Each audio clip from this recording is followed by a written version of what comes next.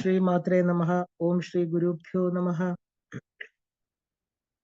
ഇന്ന് നമ്മൾ കുറച്ച് കഥകളിലൂടെ പോവാന്ന് വിചാരിച്ചു. വളരെ ഗഹനമായ വിഷയങ്ങൾ, ശ്രീവിദ്യ, ഉപാസന, ലളിതാ സഹസ്രനാമം, ഇങ്ങനെയുള്ള പല വിഷയങ്ങളും നമ്മളിപ്പോൾ കേട്ടുകൊണ്ടിരിക്കുകയാണ്. അപ്പൊ നമുക്ക് ഒരു ചെറിയ റിലാക്സേഷൻ പോലെ നമുക്കൊരു കുറച്ച് കഥകൾ, ഒന്ന് രണ്ട് കഥകൾ, പക്ഷെ അതിനകത്ത് ഗഹനമായിരിക്കുന്ന സത്യങ്ങൾ ഒളിഞ്ഞിരിക്കുന്ന കുറച്ച് കഥകളിലൂടെയാണ് ഇന്ന് സഞ്ചരിക്കാൻ പോകുന്നത്. നിങ്ങൾക്ക് എല്ലാവർക്കും ഇഷ്ടമാവുമെന്ന് വിചാരിക്കുന്നു. മനസ്സ് എന്ന് പറയുന്ന പ്രഹേളിക, അതിനെക്കുറിച്ചാണ് ഇന്ന് നമ്മൾ പറയുന്നത്. മനഹി മനുഷ്യാണാം ബന്ധമോക്ഷ ഹേതുഹു എന്ന് നമുക്ക് വളരെ പ്രസിദ്ധമായിട്ടുള്ള ഒരു ചൊല്ല് കേട്ടിട്ടുണ്ട്. യോഗവാസിഷ്ടം എന്ന് പറയുന്ന 32,000 ശ്ലോകങ്ങൾ അടങ്ങിയ രാമായണത്തിലെ ഏറ്റവും പ്രധാനപ്പെട്ട ഒരു ഭാഗമാണിത്. ആ യോഗവാസിഷ്ടം എന്ന് പറയുന്ന ഗ്രന്ഥത്തില് വസിഷ്ഠ ഗുരു ഏറ്റവും അവതാരമൂർത്തിയായിരിക്കുന്ന ശ്രീരാമനോട് പറയുന്ന വാക്കാണിത്. അപ്പോൾ നമുക്ക് എത്രമാത്രം അത് പ്രയോജനപ്പെടുമെന്ന് നമുക്ക് ചില കഥകളിലൂടെയുള്ള യാത്രയാണ് ഇന്ന് നമ്മൾ ചെയ്യാൻ പോകുന്നത്. കാരണം മനുഷ്യന്റെ മൂല്യം നിർണ്ണയിക്കാൻ മനുഷ്യന്റെ മൂല്യം നിർണ്ണയിക്കാൻ പറ്റാത്ത രത്നത്തിനെയാണ് നമ്മൾ മനസ്സ് എന്ന് പറയുന്നത്. നമുക്കത് എന്താണെന്ന് അറിയില്ല. കുറച്ച് ചിന്തകളുടെ പ്രവാഹമാണ് മനസ്സെന്ന് പറയുന്നത്, അല്ലെ? അതിന്റെ അഴുക്ക് മാറ്റിയെടുക്കാം, അഴുക്ക് പുരട്ടാം. ഇത് രണ്ടും മനുഷ്യന്റെ കൈകളിൽ തന്നെയാണ് ഉള്ളത്. അപ്പൊ നമുക്ക് ഈ കഥയൊന്ന് കേട്ടിട്ട് ആ ഒരു മനസ്സിന്റെ തത്വം എന്താണ് നമുക്കതൊന്ന് മനസ്സിലാക്കാൻ ശ്രമിക്കാം. ആദ്യം പറയാൻ പോകുന്നത് ഇംഗ്ലണ്ടിൽ നടന്ന ഒരു കഥയാണ്. ഇംഗ്ലണ്ടിലെ പ്രഭു കുടുംബം, അത് നമുക്ക് പ്രഭു കുടുംബം എന്നറിയാം. അവര് റൂളിംഗ് ഡൈനാസ്റ്റി എന്നൊക്കെ പറയും. അപ്പൊ ഇംഗ്ലണ്ടിനെ ഭരിക്കുന്ന രാജകുടുംബം. അപ്പോൾ അവര് അവധിക്കാലത്ത് താമസിക്കാനായിട്ട് ഒരു കാട്ടില് ഒരു കൊട്ടാരം പണി കഴിപ്പിച്ചിരുന്നു. കാരണം അവധിക്കാലത്ത് പ്രഭു കുടുംബങ്ങളെല്ലാം തന്നെ വേനൽക്കാല വസതികൾ ഉണ്ടായിരുന്നു പണ്ട് കാലത്ത്. അവര് കുടുംബത്തോടു കൂടി ആ കെട്ടിടത്തിലേക്ക് വന്ന് അവര് ആ വേനൽക്കാലം കഴിയുന്നിടം വരെ അവിടെ താമസിക്കും. അങ്ങനെയാണ് പണ്ടത്തെ കാലത്തൊക്കെ ചെയ്തിരുന്നത്. അപ്പൊ അങ്ങനെ ഒരു അവധിക്കാലത്ത് ആ പ്രഭു കുടുംബത്തിലെ എല്ലാവരും ഈ പറയുന്ന ഒരു വനത്തിലുള്ള കെട്ടിടത്തിലേക്ക് താമസം മാറ്റി. എല്ലാവരും സന്തോഷമായിട്ട് അവിടെ കഴിയുന്നു. ഒരു വൈകുന്നേരം പ്രഭുക്കന്മാരെല്ലാം തന്നെ ചെസ് കളിച്ചുകൊണ്ടിരിക്കുന്ന സമയത്ത് അവരുടെ കുട്ടികളെല്ലാം തന്നെ അവിടെ കളിച്ചു നടക്കുകയായിരുന്നു.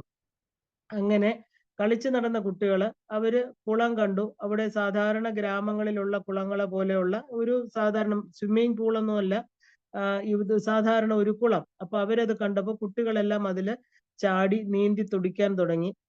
പരിചയമില്ലാത്ത കുളമാണ്, അതില് അവർക്കറിയില്ല എത്ര ആഴമുണ്ടെന്ന്. അങ്ങനെ നീന്തി കളിച്ചുകൊണ്ടിരിക്കുന്ന സമയത്ത് അതിലൊരു കുട്ടി മുങ്ങി താണു. ആ കുട്ടി മുങ്ങി താഴുന്നത് അപകടത്തിലേക്കാണെന്ന് തിരിച്ചറിഞ്ഞ ആരോ ഒരാള്, അതായത് കുളത്തിന്റെ വെളിയിൽ നിന്ന് കണ്ടുകൊണ്ട് നിന്നിരുന്ന ഒരു കുട്ടി ആ കുളത്തിലേക്ക് എടുത്ത് ചാടി. അതാരാണെന്ന് ചോദിക്കുകയാണെങ്കിൽ അവിടുത്തെ തോട്ടപ്പണിക്കാരന്റെ മകനായിരുന്നു. അങ്ങനെ തോട്ടപ്പണിക്കാരന്റെ മകൻ പ്രഭു കുടുംബത്തിലെ കുട്ടിയെ മരണത്തിൽ നിന്ന് രക്ഷിച്ചു. അത് വലിയ വാർത്തയായി. പ്രഭുക്കന്മാരെല്ലാം ഒന്നു ചേർന്നു. എന്താണ് ഈ കുട്ടിക്ക് സമ്മാനമായിട്ട് കൊടുക്കേണ്ടത്? അവര് തോട്ടപ്പണിക്കാരനെ വിളിച്ചു. എന്താണ് നിങ്ങളുടെ മകന് സമ്മാനമായിട്ട് തരേണ്ടതെന്ന് ചോദിച്ചു. തോട്ടക്കാരൻ പറഞ്ഞു, അവന് പഠിക്കാൻ വലിയ താല്പര്യമാണ് പ്രഭു, പഠിപ്പിച്ചാൽ മതി. പ്രഭു കുടുംബം വളരെയധികം സന്തോഷിച്ചു. കാരണം ഇത്രയും താഴ്ന്ന നിലയിലും ആ വിദ്യാഭ്യാസത്തിനും വിവേകത്തിനും ഇത്രയും പ്രാധാന്യം കൊടുക്കുന്നല്ലോ, തീർച്ചയായും ചെയ്യാമെന്ന് പ്രഭു കുടുംബം സമ്മതിക്കുകയും ചെയ്തു. അങ്ങനെ അവർ ഏറ്റെടുത്ത് അക്ഷരാർത്ഥത്തിൽ തന്നെ ആ കുട്ടിയെ പഠിപ്പിച്ചു. നന്നായിട്ട് പഠിക്കുന്ന കുട്ടിയായിരുന്നു അദ്ദേഹം. ആ കുട്ടി വളർന്ന് വലിയൊരു ഡോക്ടറായി തീർന്നു. ലോകം അറിയുന്ന ഭിഷഗ്വരനായിട്ട് തീർന്നു. നമ്മളെല്ലാം ഇന്ന് കാലത്തിന്റെ ചരിത്രത്തിന്റെ ഏടുകളിൽ എഴുതി ചേർത്ത ആ ഒരു എന്താ പറയുക, ലോക പ്രശസ്തനായ ഡോക്ടർ, അതായത് അലക്സാണ്ടർ ഫ്ലെമിംഗ്, പെൻസിലിൻ കണ്ടുപിടിച്ച മനുഷ്യൻ, അല്ലെ? നമുക്കറിയാം പെൻസിലിന്റെ കണ്ടുപിടുത്തം ലോകത്ത് എത്ര വലിയൊരു മഹാമാരിയാണ് ഇല്ലാതാക്കിയതെന്ന്. അദ്ദേഹമാണ് അലക്സാണ്ടർ ഫ്ലെമിംഗ്. ആ പെൻസിലിൻ കണ്ടുപിടിച്ച ആ വലിയ മനുഷ്യനായിരുന്നു ഈ കുളത്തിൽ പ്രഭു കുടുംബത്തിൽ നിന്ന് ഒരു കുട്ടിയെ രക്ഷിച്ച ആ ഒരു തോട്ടക്കാരന്റെ മകൻ. മുങ്ങിത്താണ ഒരു കുട്ടി, അല്ലെ? അപ്പൊ മുങ്ങിത്താണത് ആരാണെന്നല്ലേ? അത് ശരിക്കും പറഞ്ഞാല് ആ പ്രഭു കുടുംബത്തിലെ ഒരു കുട്ടിയാണ് ആ കുളത്തിൽ തന്റെ ജീവൻ നഷ്ടപ്പെടാൻ പോയത്. പക്ഷെ രക്ഷിച്ചതോ ആ ബ്രിട്ടീഷ് പ്രധാനമന്ത്രിയായി തീർന്ന പിൽക്കാലത്ത്, ശരിക്കും പറഞ്ഞാൽ ആ മുങ്ങി താഴാൻ പോയ പ്രഭു കുടുംബത്തിലെ കുട്ടി ആ ഒരു വിൻസ്റ്റൺ ചർച്ചിൽ എന്ന് പറയുന്ന ബ്രിട്ടീഷ് പ്രധാനമന്ത്രിയായിരുന്നു. കഴിഞ്ഞില്ല കഥ, ഇനിയുമുണ്ട്. കാരണം രണ്ടാം ലോകമഹായുദ്ധത്തിൽ വിൻസ്റ്റൺ ചർച്ചിലിന് ടെഹ്റനിൽ വെച്ച് ന്യൂമോണിയ പിടിച്ചു. രക്ഷിക്കാൻ രണ്ടാം പ്രാവശ്യവും എത്തിയത് വേറെ ആരുമല്ലായിരുന്നു, ഈ ഭിഷഗ്വരനായി തീർന്ന വിശ്വപ്രശസ്തനായ ഡോക്ടർ അലക്സാണ്ടർ ഫ്ലെമിംഗ് തന്നെയായിരുന്നു. ഒരേ മനുഷ്യനെ മരണത്തിന്റെ വക്കിൽ നിന്ന് കൈപിടിച്ചുയർത്തിയ ആ ഒരു വലിയ ചങ്ങാതി, ഏത് സൗഹൃദവും ഏത് ഏത് തരം ബന്ധത്തിലും നമുക്ക് വേണ്ടത് എന്താണ്? ഒരു കൈത്താങ്ങാണ്, അല്ലെ? നമ്മുടെ സങ്കടങ്ങളിലേക്ക്, നമ്മുടെ മാനസിക ആഘാതങ്ങളിലേക്ക് ആ ഒരു കരച്ചിലിനിടയ്ക്ക് നമ്മുടെ ഒരു കൈ തന്ന് നമ്മളെ രക്ഷിക്കുക. ഇല്ലെങ്കിൽ നമ്മൾ ഒരു വ്യക്തിയെ സംബന്ധിച്ച് ഒറ്റയ്ക്കുള്ള ഒരു, തനിക്ക് എന്ന പണമോ പ്രശസ്തിയോ ഒന്നുമില്ല, ഇല്ലെങ്കിൽ എന്താണ് സാധാരണ സംഭവിക്കുക? ഈ പറയുന്ന മാനസിക ആഘാതങ്ങളില് ആ ഒരു ഏറ്റക്കുറച്ചിലുകളില് അതിൽ ചിലപ്പോൾ താണുപോയി തന്റെ ജീവിതം തന്നെ ഇല്ലാതാവാൻ സാധ്യതയുണ്ട്. അത് നല്ല മനസ്സുള്ളവർക്ക് മാത്രമേ ആ ഒരു കൈത്താങ്ങ് കൊടുത്ത് ആ ഒരു വ്യക്തിയെ, ആ ജീവനെ രക്ഷിക്കാൻ സാധിക്കുള്ളൂ. അപ്പൊ നല്ല മനസ്സുള്ളവരുടെ സാമീപ്യം, സ്നേഹം, അത് തന്നെയാണ് ഈശ്വരന്റെ പ്രത്യക്ഷ രൂപം എന്ന് പറയുന്നത്, അല്ലെങ്കിൽ അനുഗ്രഹം. എന്താണ് ഈശ്വരാനുഗ്രഹം? നല്ല ആളുകളുടെ സാമീപ്യം.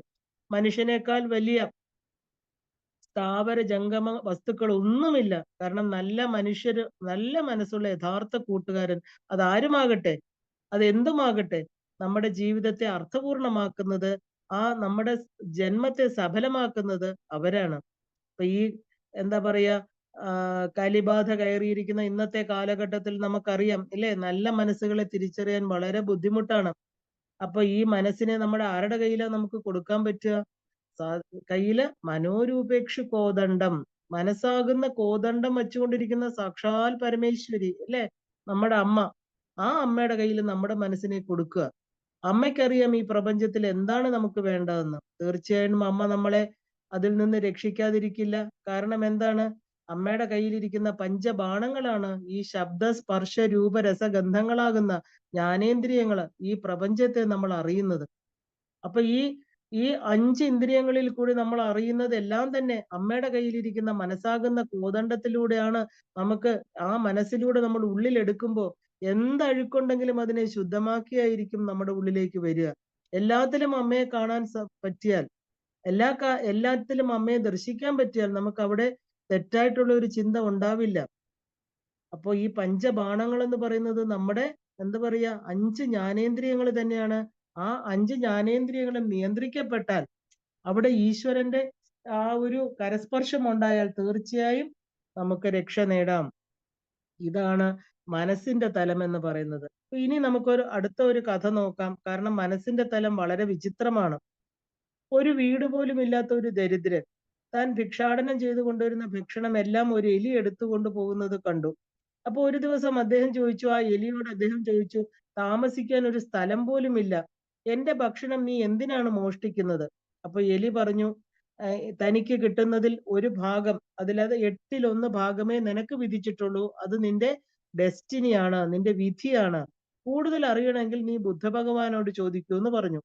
അങ്ങനെ സാധു ബുദ്ധനെ കാണാനായിട്ട് യാത്രയായി. കാരണം രാത്രി എന്നല്ല പകലെന്നില്ല, അദ്ദേഹം സഞ്ചരിച്ചുകൊണ്ടേയിരുന്നു. ഒരു ദിവസം രാത്രി ഒരു വീട്ടിൽ തങ്ങുവാൻ അനുവാദം ചോദിക്കുകയും തന്റെ ലക്ഷ്യം എന്താണെന്ന് അവർ പറയുകയും ചെയ്തു.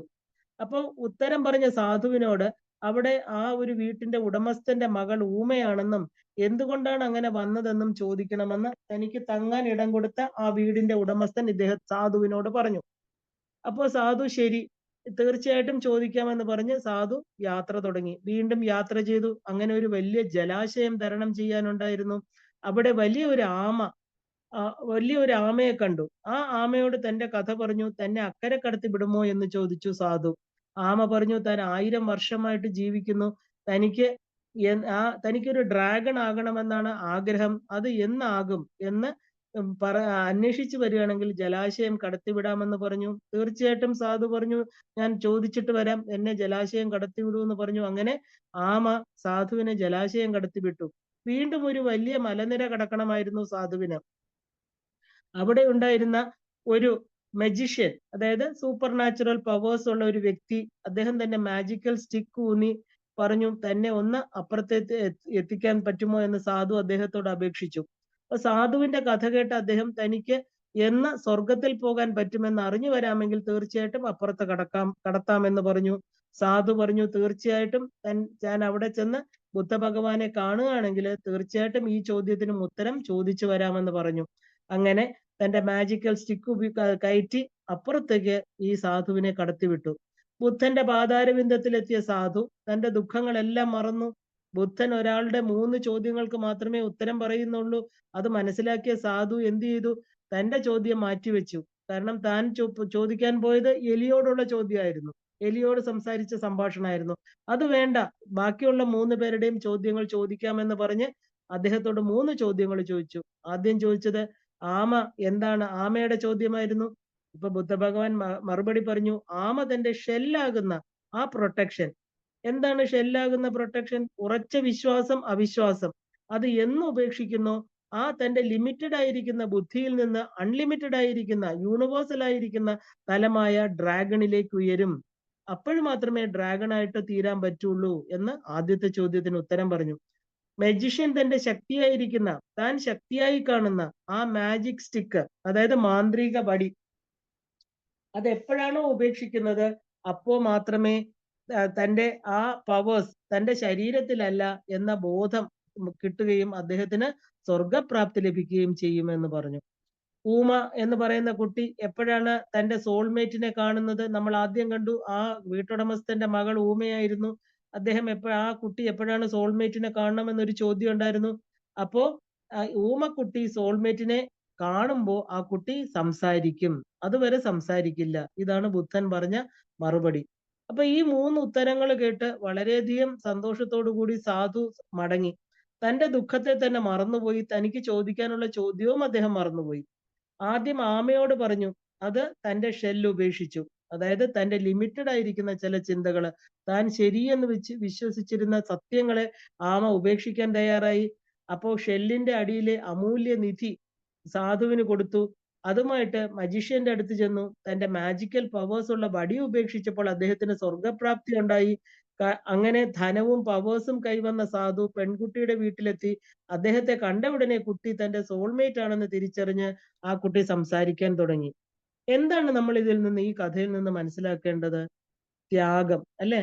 ത്യാഗ ത്യാഗം ത്യാഗം ഏക അമൃതത്വം അശ്നുതേ. നമ്മൾ കേട്ടിട്ടുണ്ട്, നമ്മുടെ ഏകാന്ത ചിന്തകളിൽ തന്റെ ദുഃഖം വലുതാണെന്ന് തനിക്ക് തോന്നും. മറ്റുള്ളവരുമായിട്ട് ഇടപഴകുമ്പോൾ അത് നിസാരമാണെന്ന് നമുക്ക് മനസ്സിലാവുകയും ചെയ്യും.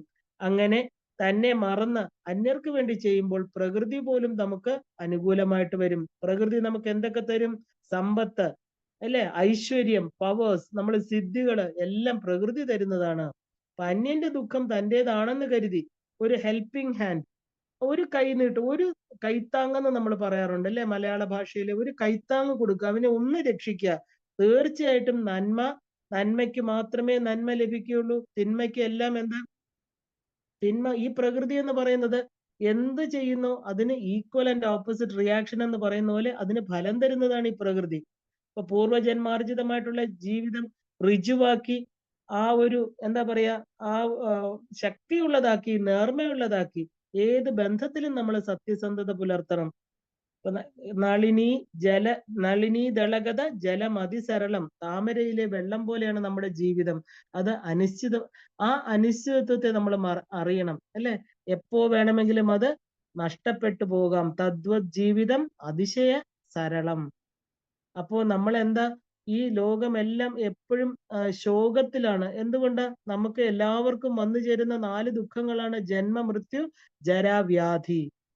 കാരണം ഇത് എല്ലാ മനുഷ്യരെയും ബാധിക്കുന്നതാണ്. കാരണം ഇതെല്ലാം നമുക്ക് ശോകം ആണ്, നമുക്ക് ദുഃഖം തരുന്നതാണ്, അല്ലെ? അപ്പോ നമുക്ക് ശരിക്കും പറഞ്ഞാല് എന്താ പറയാ, ഒരു വിവേകാനന്ദ സ്വാമി പറഞ്ഞ പോലെ only way to depend on that Govinda. ഈ സത്യം അറിയാതെ നമ്മൾ എത്ര ഗംഗയിൽ കുളിച്ചാലും വ്രതം നോറ്റാലും ദാനം ചെയ്താലും യാതൊരു ഫലവും ഇല്ല. കാരണം എന്താ? പുനരഭി ജനനം, പുനരഭി മരണം. വീണ്ടും ഗർഭത്തിലൂടെയുള്ള യാത്ര നമുക്ക് തുടരേണ്ടതായിട്ട് വരും. അപ്പോ നമുക്ക് ആരാണ് ഇവിടുത്തെ ബന്ധു, ആരാണ് ശത്രു? കാതേ കാന്ത കസ്തേ പുത്ര കസ്യത്വം കുത ആയാത.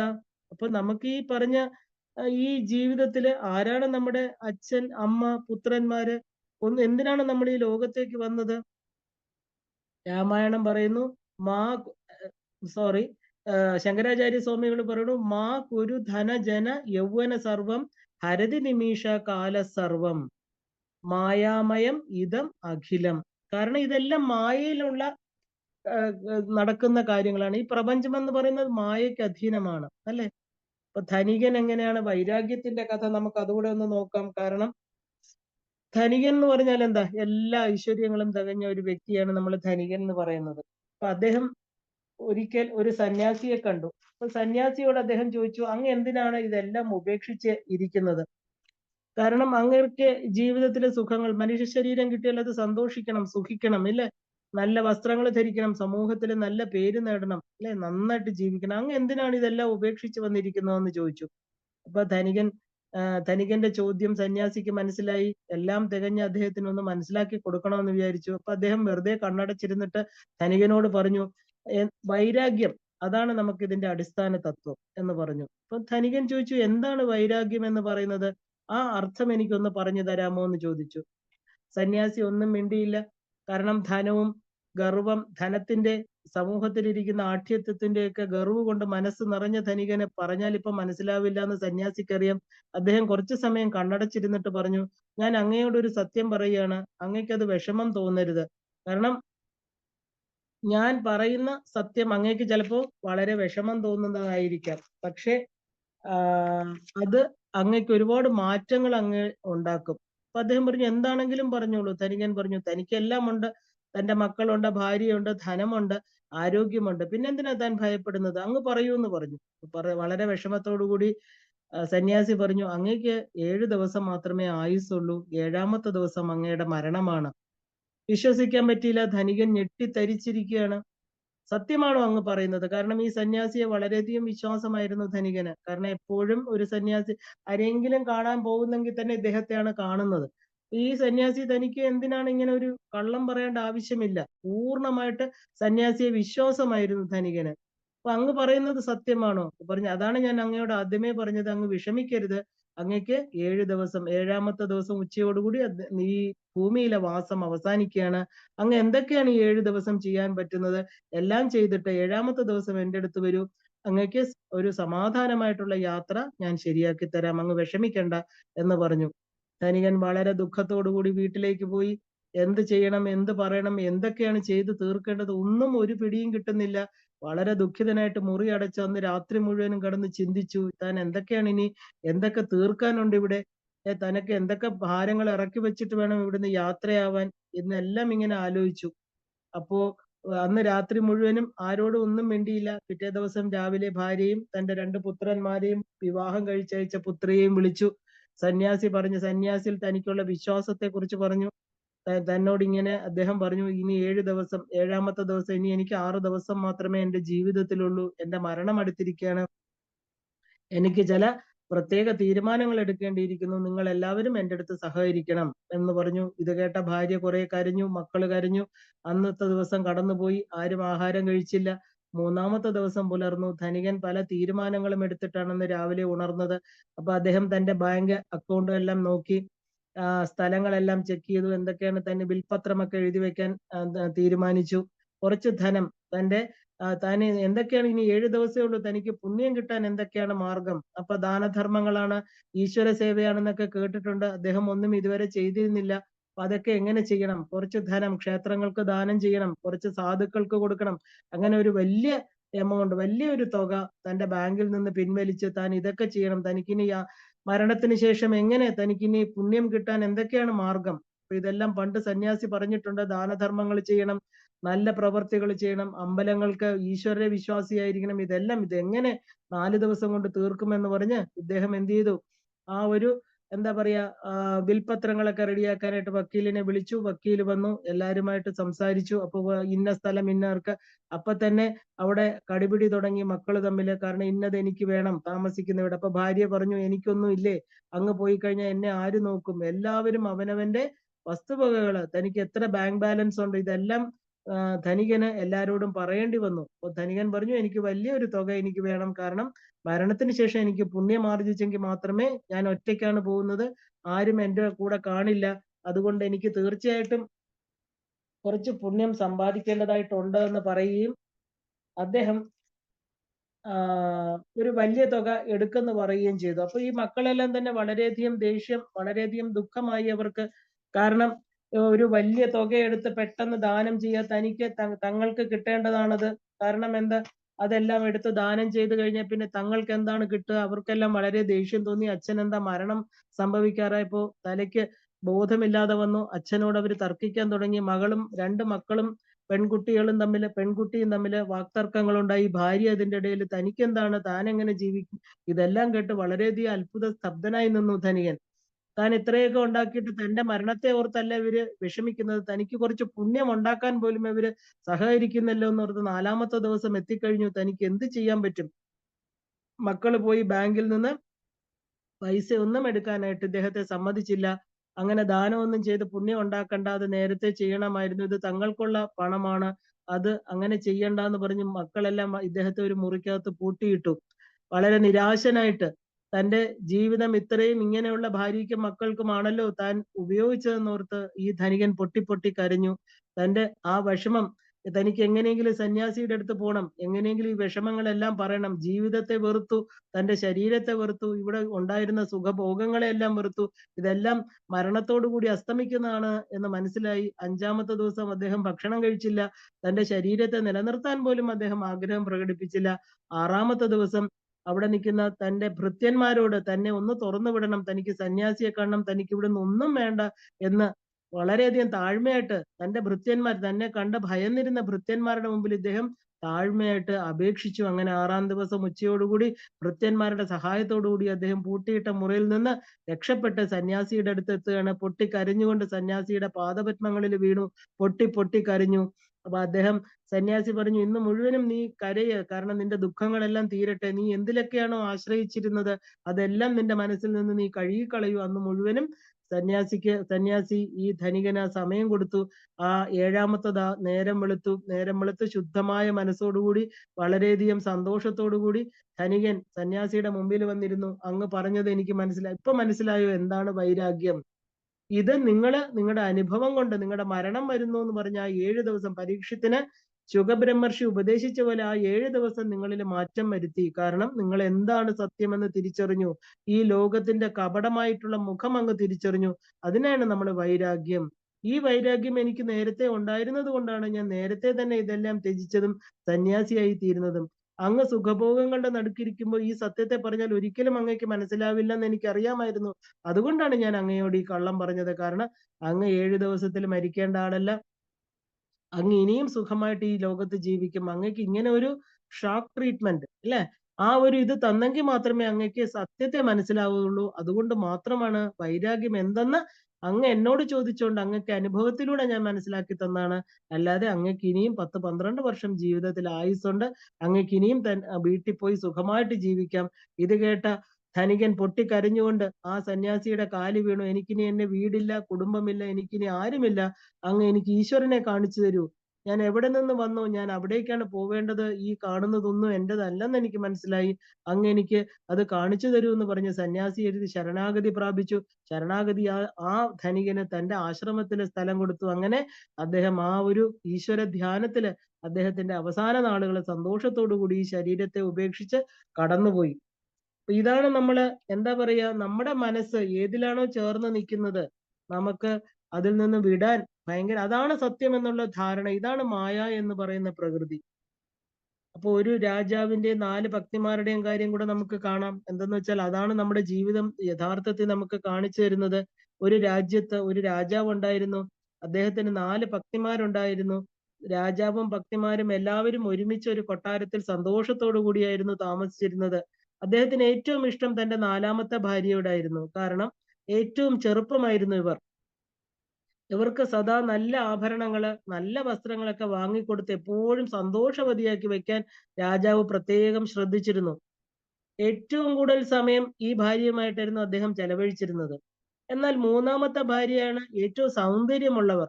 ഏത് രാജ്യത്ത് പോകുമ്പോഴും തന്റെ അഭിമാനമായ സൗന്ദര്യമുള്ള ഈ ഭാര്യയെ പ്രദർശിപ്പിക്കാൻ അദ്ദേഹത്തിന് വലിയ സന്തോഷമായിരുന്നു. കാരണം എന്താണ്? എല്ലാവരുടെയും മുമ്പിൽ തന്റേതാണ്, ഇവൾ എന്റെ ഭാര്യയാണ് എന്നുള്ള പ്രദർശിപ്പിക്കുന്നതിനുള്ള സന്തോഷം കൊണ്ട് തന്നെ. അപ്പൊ അങ്ങനെ ആ അഭിമാനത്തോടു കൂടിയായിരുന്നു മൂന്നാമത്തെ ഭാര്യയെ അദ്ദേഹം വെച്ചിരുന്നത്. കാരണം ആ സ്വന്തം എന്നുള്ള ആ ഓണർഷിപ്പ് അതായിരുന്നു അദ്ദേഹത്തിന് സന്തോഷം കൊടുത്തിരുന്നത്. ഇനി രണ്ടാമത്തെ ഭാര്യ വളരെ വ്യത്യസ്തയായിരുന്നു. വളരെ ദയയും ക്ഷമയുമുള്ള, അവരെപ്പോഴും ഒരു എന്താ പറയാ കറക്റ്റ് ഡിസിഷൻ, എല്ലാ കാര്യങ്ങളും അദ്ദേഹത്തിന് തീരുമാനം, രാജ്യകാര്യങ്ങളിലാകട്ടെ എന്തിലാകട്ടെ ഒരു തീരുമാനമെടുക്കാൻ തക്ക ബുദ്ധിമതിയായിരുന്നു. അദ്ദേഹം തന്റെ ആ ഒരു എന്താ പറയാ വളരെ ക്രിട്ടിക്കൽ ആയിട്ടുള്ള ബുദ്ധി ഉപയോഗിച്ച് എല്ലാത്തിനും വിമർശിച്ച് ആ സത്യത്തെ രാജാവിന് പറഞ്ഞു കൊടുക്കുന്നതായിരുന്നു. എല്ലാ കാര്യങ്ങളും, എല്ലാ രാജ്യകാര്യങ്ങളും ഇവരോട് ആലോചിച്ചിട്ടായിരുന്നു രാജാവ് ചെയ്യുന്നത്. അവരോടും വളരെയധികം സ്നേഹമായിരുന്നു. കാരണം രാജ്യകാര്യങ്ങളിൽ പ്രശ്നങ്ങൾ ഉണ്ടാകുമ്പോൾ ഏത് ഡിസിഷൻ എടുക്കണമെങ്കിലും ഇവരോട് ചർച്ച ചെയ്തിട്ടായിരുന്നു രാജാവ് തീരുമാനങ്ങൾ എടുത്തിരുന്നത്. അങ്ങനെ ഇവരെ വളരെയധികം വിശ്വസിക്കുകയും എല്ലാ തീരുമാനങ്ങളും അംഗീകരിക്കുകയും ചെയ്യുമായിരുന്നു. എന്നാൽ ആദ്യത്തെ ഭാര്യയെ അദ്ദേഹം ഒരിക്കലും കണ്ടിരുന്നില്ല. കാരണം വയസ്സായിട്ടുള്ള, കുറച്ച് പ്രായമുള്ള ആളായിരുന്നു. കാരണം ആ സ്ത്രീക്ക് വളരെ പതുക്കെ മാത്രമേ എല്ലാം ചെയ്യാൻ കഴിയുള്ളൂ. മുഖത്തൊക്കെ പ്രായത്തിൻ്റെതായിട്ടുള്ള ചുളിവുകൾ വീണു. പക്ഷെ ഏറ്റവും അധികം എന്താ പറയാ ലോയൽ ആൻഡ് ഫെയ്ത്ത്ഫുൾ എന്ന് പറയുന്ന, തന്റെ ഭർത്താവിനോട് ഏറ്റവും അധികം പതിവ്രത രത്നമായിട്ട് പ്രവർത്തിച്ച, അത്രയും സ്നേഹമുള്ള ഒരു ഭാര്യയായിരുന്നു ഇവര്. ജീവിതത്തില് രാജാവിനെ മാത്രം ചിന്തിച്ച്, രാജാവിന്റെ ആ ഒരു എന്താ പറയാ ആരോഗ്യം, അദ്ദേഹത്തിന്റെ ധനം, ഇതിനെയൊക്കെ നന്നായിട്ട് നോക്കിയിരുന്ന ഭാര്യ ഇവരായിരുന്നു. പക്ഷെ രാജാവ് മൂഢനായിരുന്നു. വളരെ കുറച്ച് സമയം മാത്രമേ അവരുമായിട്ട് കഴിഞ്ഞിരുന്നുള്ളൂ. കാരണം എന്താണ്? മറ്റേ 3 പേരും കാണാൻ, പുറമേ ഉള്ള കാണാൻ, അതായത് ഔട്ട്വേർഡ് അപ്പിയറൻസ് കാണാൻ വളരെയധികം ഒരു എൻചാന്റിങ് എന്നൊക്കെ പറയില്ലേ, ആകർഷകത്വമുള്ളവരായിരുന്നു അവരെല്ലാം തന്നെ. അപ്പൊ അതുകൊണ്ട് അദ്ദേഹം അതെല്ലാം തന്റേതാണെന്ന് വിശ്വസിച്ച് അതിൽ അഭിമാനം കൊണ്ടിരുന്നു. അങ്ങനെ കാലങ്ങൾ കടന്നുപോയി. ഒരു ദിവസം രാജാവിന് അപൂർവമായിരിക്കുന്ന ഒരു രോഗം വന്നു.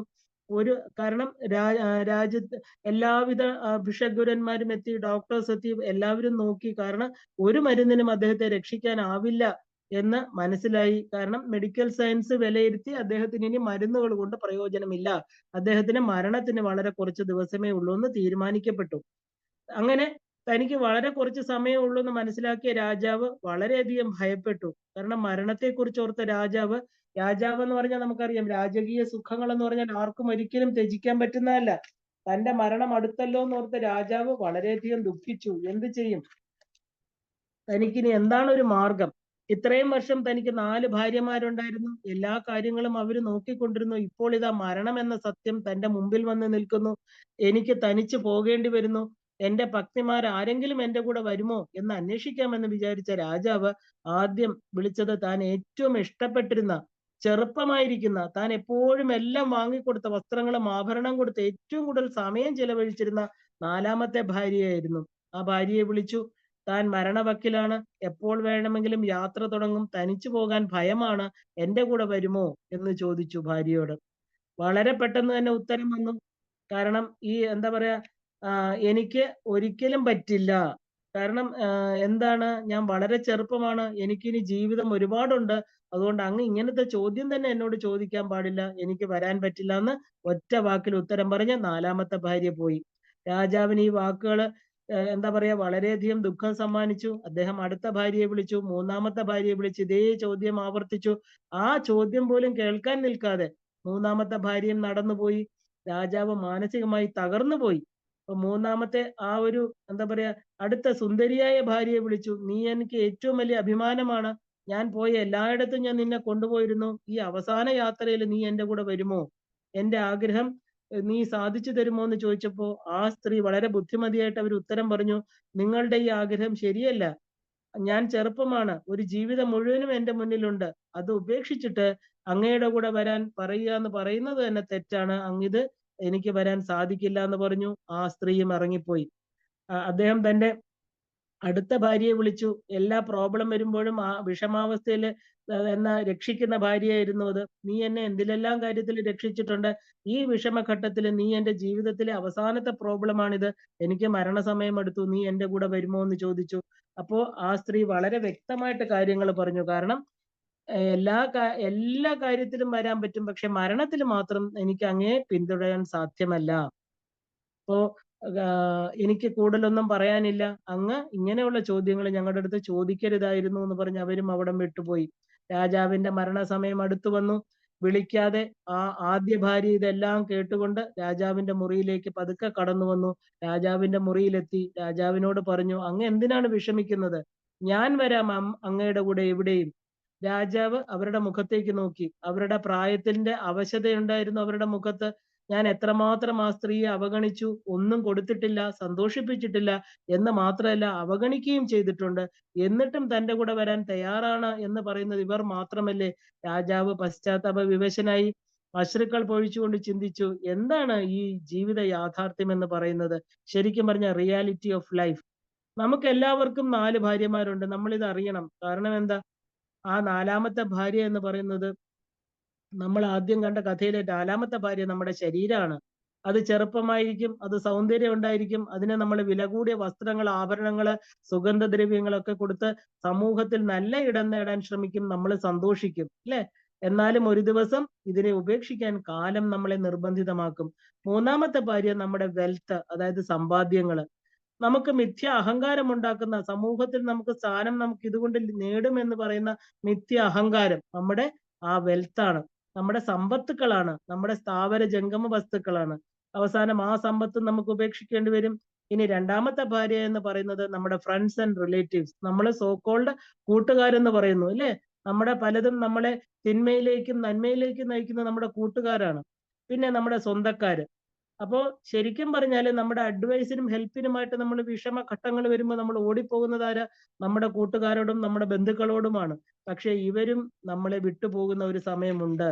കാരണം ഈ പറയുന്ന അന്ത്യ നാടകത്തില് നമ്മുടെ ഈ ശരീരം ഉപേക്ഷിച്ചു പോവേണ്ട ഒരു സമയം വരുമ്പോൾ അവരും നമ്മളെ വിട്ടുപോകും. കാരണം ബന്ധുക്കളും മിത്രങ്ങളും ശ്മശാനം വരെ മാത്രമാണ്. അപ്പൊ ആദ്യ ഭാര്യ ആരാണ്? അതാണ് നമ്മൾ ഇവിടെ തിരിച്ചറിയേണ്ടത്. കാരണം നമ്മുടെ ആത്മാവ്, അതായത് നമ്മുടെ സോൾ, അതാണ് നമ്മുടെ ആ ഒരു ശരീരത്തിന് ഉണ്മ കൊടുത്ത് സദാ നമ്മുടെ കൂടെയുള്ള നമ്മുടെ ആത്മബന്ധുവിനെ നമ്മള് മറന്നു പോകുന്നു. നമ്മുടെ ശരീരം, ധനം, ആളുകൾ ഇവയിൽ മാത്രം ശ്രദ്ധിച്ച് ജീവിച്ച് ഇതിനെ നമ്മൾ മറന്നു പോണു. നമ്മുടെ ആത്മാവിന് വേണ്ടി എന്താണ് ചെയ്യുന്നത്? 7 ദിവസമെങ്കിൽ 7 ദിവസം ശുഖബ്രഹ്മർഷി പറയുന്ന കേട്ട് പരീക്ഷിത്ത് ചെയ്തു, അദ്ദേഹത്തിന് മോക്ഷം ലഭിച്ചു, ഇല്ലേ? നമ്മൾ മരണത്തെക്കുറിച്ച് ചിന്തിക്കുന്നേ ഇല്ല. മരണം വിദൂരമാണ്, എനിക്ക് മരണം സംഭവിക്കില്ല എന്ന് ഉറച്ചു വിശ്വസിക്കുന്നവരാണ് നമ്മൾ. സമൂഹം, ജീവിതം ഇവയിൽ ഒന്നും നമ്മുടെ കൂടെ സദാ ജീവിതം, ഈ സമൂഹ ജീവിതം എന്ന് പറയുന്നത് നമ്മുടെ കൂടെ ഉള്ളവരൊന്നും നമ്മുടെ കൂടെ ഉണ്ടാവില്ല എന്നുള്ള സത്യത്തെ നമ്മൾ തിരിച്ചറിയുന്നില്ല. നമ്മുടെ കൂടെ സദാ ഉള്ള ഈ കൂട്ടുകാരനെ, നമ്മുടെ ആത്മാവിനെ, നമ്മുടെ പരാശക്തിയെ, നമ്മുടെ ശിവനെ നമ്മൾ തിരിച്ചറിയാതെ പോയി, അല്ലേ? അതിനൊന്നും കൊടുത്തില്ല, കുറച്ചു സമയം അതിനോടൊപ്പം ചെലവഴിച്ചില്ല. പക്ഷെ എന്നും നിലനിൽക്കുന്ന, നമ്മോടൊപ്പം എന്നും വരുന്ന ആ സത്യവസ്തുവിനെ ജീവിതത്തിന്റെ തിരക്കിൽ നമ്മൾ മറന്നു പോകുന്നു. കുറച്ചു സമയം എന്തോ ഈ ഭൗതികമായിരിക്കുന്ന സുഖങ്ങളെ കിട്ടാൻ വേണ്ടി, ഭൗതികമായിരിക്കുന്ന നിലനിൽപ്പിന് വേണ്ടി നമ്മൾ എന്തെങ്കിലും ഓർമ്മിച്ച് വഴിപാട് പോലെ, അല്ലെ? ഈശ്വര ഭജനം ഇന്ന് നമുക്ക് വഴിപാടായി തീർന്നിരിക്കുന്നു, എന്തൊക്കെയോ ലഭിക്കാനുള്ള ഒരു മാർഗം മാത്രം. പക്ഷേ ഈ കഥ നമുക്ക് ഈ പറയുന്ന എല്ലാം തന്നെ മനസ്സിന്റെ തലങ്ങൾ നമ്മൾ കണ്ടു. ഈ കഥകൾ നമുക്ക് എന്താണ് പറയുന്നത്? പറഞ്ഞു തരുന്നത് ആ ഒരു സത്യത്തെയാണ് നമുക്ക് കാണിച്ചു തരുന്നത്. എന്താണ്? നമ്മുടെ ഉള്ളില് നമ്മുടെ ശ്രദ്ധ ചോദിച്ചുകൊണ്ട്, നമ്മുടെ ഇഷ്ടത്തെ പങ്കുവെക്കാനായിട്ട്, നമ്മുടെ താങ്ങായിട്ട്, നമ്മുടെ ആത്മബന്ധുവായിട്ട്, ജീവിതമിത്രമായിട്ട് മരണശേഷം വരുന്ന ഏക ബന്ധു ആരാണ്? നമ്മുടെ ആത്മാവാണ്. ഇനി നമ്മൾ എന്ത് വേണം? ഇനിയെങ്കിലും നമ്മൾ അതിനെ ശ്രദ്ധിക്കണം, അതിനെ വളർത്തണം, ശക്തമാക്കണം, ഇല്ലേ? അതിനെ സന്തോഷിപ്പിക്കണം, അതിനു വേണ്ട സ്നേഹം, അതിനു വേണ്ട എന്താ പറയാ, എന്തൊക്കെയാണോ അത് ആവശ്യപ്പെടുന്നത് കുറച്ചു സമയം അതിനോടൊപ്പം ഇരിക്കണം. ബാഹ്യവസ്തുക്കളിലല്ല നമ്മുടെ മനസ്സ് വെക്കേണ്ടത്. അതിന് എന്തൊക്കെയാണോ കൊടുക്കേണ്ടത് കൊടുത്തു കഴിഞ്ഞാൽ നമ്മുടെ ജീവിതമാണ് നമുക്ക് ആനന്ദമയമാക്കി തീർക്കാൻ പറ്റുന്നത്. ഇതിനാണ് നമുക്ക് ശരീരം തന്നിരിക്കുന്നത് ഈശ്വരൻ. ആ ഈശ്വരനെ തിരിച്ചറിയുന്ന ഉപാധിയാണ് ഈ ശരീരം. ഈ ശരീരത്തിലൂടെ മാത്രമേ നമുക്ക് നമ്മുടെ ഈശ്വരനെ അറിയാൻ പറ്റൂ. ഈ ഇന്ദ്രിയ സുഖങ്ങളെല്ലാം വളരെ നൈമിഷികമാണ്. ആ ആത്മസുഖം എന്ന് പറയുന്നത് ആത്മാവിനോടൊപ്പം ഇരിക്കുമ്പോഴാണ്. നമ്മുടെ ആത്മാവിനെ നമുക്ക് ആരായിട്ട് കാണാം? ഈശ്വരനായിട്ടല്ലേ? ഈശ്വരൻ ആരാണ്? ശിവനായിക്കോട്ടെ, ശക്തി ആയിക്കോട്ടെ, മുരുകനായിക്കോട്ടെ, ഗണപതി, എന്ത് നാമരൂപങ്ങൾ കൊടുത്താലും ആത്മാവായി ഇരിക്കുന്ന നമ്മുടെ ഈശ്വരൻ, അല്ലെ? ഒരേ ശക്തി വിവിധ നാമരൂപങ്ങളിൽ നമ്മുടെ കൂടെ ഇരിക്കണു. അതിനെ മറക്കാതിരിക്കട്ടെ. മറക്കുന്നതാണ് നമ്മുടെ ദുഃഖം. മറക്കാതിരുന്നാലോ നമ്മുടെ ആത്മബന്ധുവിനെ തിരിച്ചറിയാം. നമ്മുടെ കൈപിടിച്ച് ഇനി ഒരു ലോകത്തേക്ക് കൊണ്ടുപോകാൻ തീർച്ചയായിട്ടും ആ ബന്ധു നമ്മുടെ കൂടെ ഉണ്ടാവട്ടെ എന്ന് പറഞ്ഞുകൊണ്ട് നമുക്ക് ഇന്നിവിടെ അവസാനിപ്പിക്കാം. എല്ലാവർക്കും ശ്രീമാത്രേ നമഃ.